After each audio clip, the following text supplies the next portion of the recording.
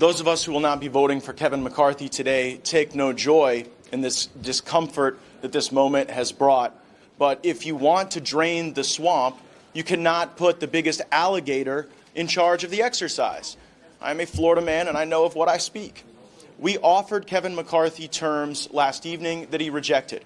We sought a vote in the first quarter of the 118th Congress on term limits. He refused. We wanted a budget from the Republican Study Committee that balances on the floor in the first quarter. He refused. We wanted the border plan that the Texas delegation put together on the floor. He refused. And it is true that we struggle with trust with Mr. McCarthy because time and again, his viewpoints, his positions, they shift like sands underneath you.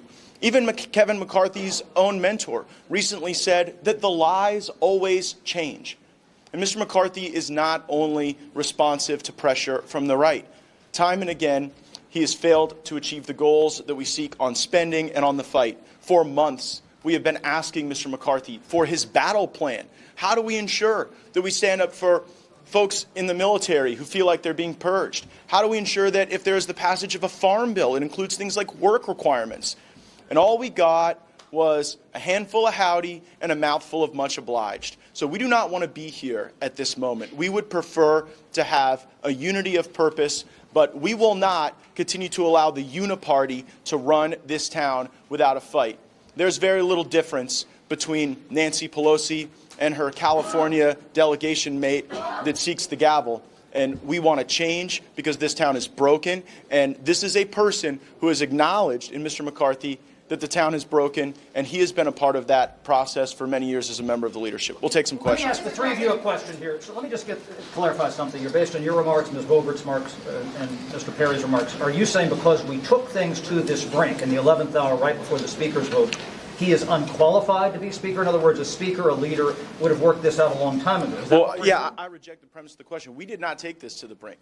For many months, we have been presenting these ideas to Mr. McCarthy, and we have gotten strung along, and only on New Year's Eve did we see changes to the rules. And what's interesting about the meeting we just had is our colleagues broadly celebrated rules changes that many of us had been fighting for to ensure that we had an opportunity to read the bills before voting on them so that we did not get log rolled with multiple pieces of legislation put together that don't have the same subject, so that we had germanity rules, so things like the National Defense Authorization Act wouldn't be amended onto a water infrastructure bill. And we did not get timely responses from Mr. McCarthy. We did not get substantive responses from Mr. McCarthy because I think he thought that just by going on your network and others that he would browbeat us into submission to the swamp, and we're not going to do that. So just to be clear, none of what you heard in there from McCarthy was enough to get your support. Everything I heard hardened my resolve that this town desperately needs change, and if it's a few of us who have to stand in the breach to force it,